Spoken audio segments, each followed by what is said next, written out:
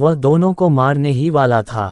एक युवक ने शादी के कुछ साल बाद पिता से कहा कि वह विदेश जाकर व्यापार करना चाहता है।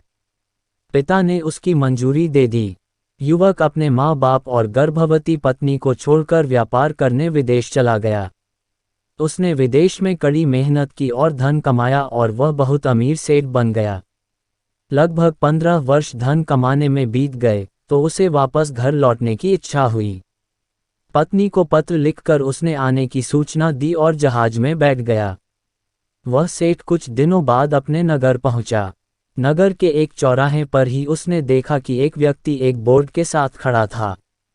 उस बोर्ड पर उसने लिख रखा था बेशकीमती ज्ञान के सूत्र। सेठ ने उस व्यक्ति के पास जाकर पता किया तो उसने बताया कि मैं बेशकीमती ज्ञान के सूत्र बेच रहा हूँ। तो सेठ बोला, ठीक है, एक सूत्र मुझे भी दे दो। वह आदमी बोला, मेरे हर ज्ञान सूत्र की कीमत 100 स्वर्ण मुद्राएं है। सेठ को यह सौदा महंगा तो लगा लेकिन उसने एक ज्ञान सूत्र खरीद लिया। उस व्यक्ति ने सेठ को ज्ञान का सूत्र दिया, कोई भी कार्य करने से पहले 2 मिनट रुककर सोच लेना। सेठ ने वह सूत्र अपनी डायरी में लिख लिया। सेठ को अपने घर पहुंचते पहुंचते रात हो गई। सेठ ने सोचा, इतने सालों बाद लौटा हूं तो क्यों ना सीधे पत्नी के पास पहुंचकर उसे सरप्राइज दूं।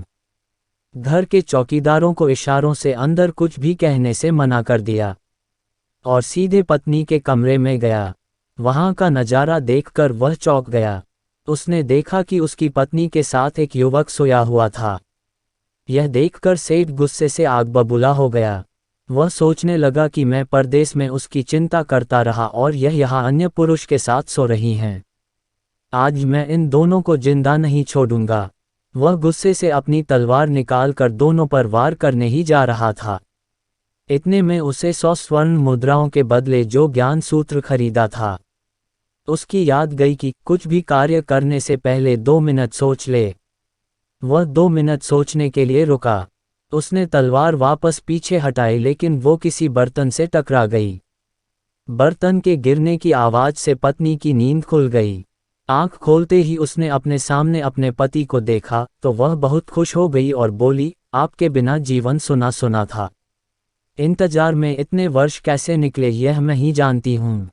पत्नी ने इतना बोलकर पास सोए हुए युवक को उठाते हुए बोली, बेटा उठ जा, तेरे पिताजी आए हैं। युवक उठकर जैसे ही पिता को प्रणाम करने झुका तो माथे की पगड़ी सेठ के पैरों में गिर गई। उसके लंबे लंबे बाल बिखर गए। सेठ की पत्नी ने कहा, यह आपकी बेटी है, इसके सम्मान को कोई आंच ना आए इसलिए मैंने इसे बचपन से ही पुत्र के समान पालन पोषण और संस्कार दिए हैं।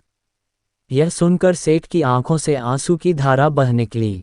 उसने पत्नी और बेटी को गले लगा लिया और सोचने लगा, यदि आज मैंने उस ज्ञान सूत्र पर अमल नहीं किया होता तो आवेश में आकर कितना अनर्थ हो जाता। मेरे हाथों से मेरा ही निर्दोष परिवार खत्म हो जाता। दोस्तों, इस कहानी से हमें यह शिक्षा मिलती है कि क्रोध, आवेश और जल्दबाजी में आकर कोई फैसला नहीं लेना चाहिए, बल्कि कोई भी कार्य करने से पहले 2 मिनट रुककर सोचना चाहिए। ऐसी ही मज़ेदार और ज्ञानवर्धक वीडियो को देखने में सुनने के लिए मेरे चैनल को सब्सक्राइब करें और वीडियो अच्छी लगी हो तो वीडियो को लाइक और शेयर करें। Thanks for watching.